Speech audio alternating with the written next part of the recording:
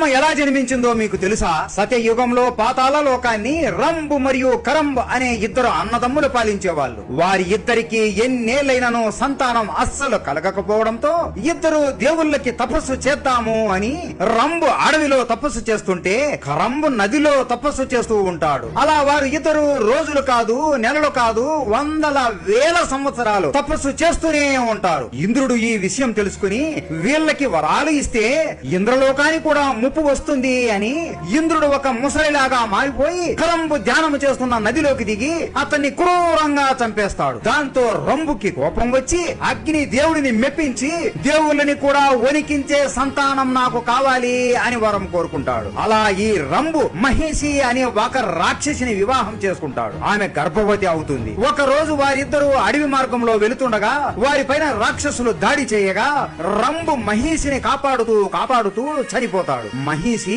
యక్షుల సహాయం కోరగా వారు ఆమెను కాపాడుతారు. రంబు మృతదేహాన్ని కాలుస్తుండగా మహిషి కూడా ఆ మంటల్లో దూకి చనిపోతుంది. అలా కొంత సమయం తర్వాత ఆ మంటల్లో నుండి మహిషాసురుడు అనే రాక్షసుడు వస్తాడు. అదే మంటల్లో నుండి రక్తబీజుడు అనే ఇంకొక రాక్షసుడు కూడా వస్తాడు. మహిషాసురుడు బ్రహ్మకి తపస్సు చేసి నన్ను ఏ మగవాడు చంపకూడదు అనే వరం కోరగా మరి ఆడవాళ్లతో నీకు భయం లేదా అని బ్రహ్మ అడుగుతాడు.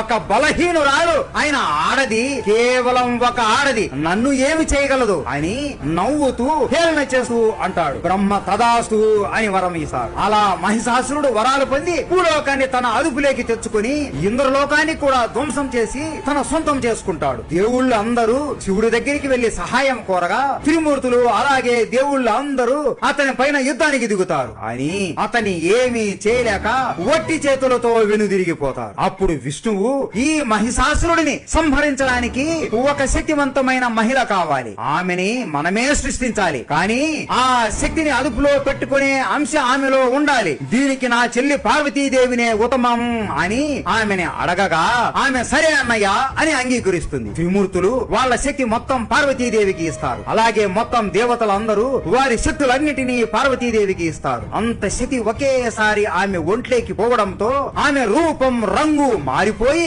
దుర్గమ్మలాగా మారిపోతుంది. ప్రతి దేవుడు ఆమెకు వారి అస్త్రాలు, శక్తులు అలాగే ఎన్నెన్నో శక్తులు ప్రసాదిస్తారు. అలా ఆమె వాహనమైన సింహం మీద కూర్చొని మహిషాసురుడిని చంపడానికి వెళుతుంది. ఇలా జన్మిస్తుంది మన దుర్గమ్మ. దీని తర్వాత ఏం జరిగింది, దుర్గమ్మకి మహిషాసురుడికి మధ్య ఎలా యుద్ధం జరిగింది, నవరాత్రి ఎందుకు జరుపుకుంటాము, ఇవన్నీ తెలుసుకోవాలి అంటే మన ఛానల్లో పెద్ద వీడియో పెట్టాము, మిస్ అవ్వకుండా చూసేయండి. దుర్గమ్మ అంటే మీకు ఇష్టం ఉంటే జై దుర్గాదేవి అని కామెంట్ చేసి సబ్స్క్రైబ్ చేసుకోండి.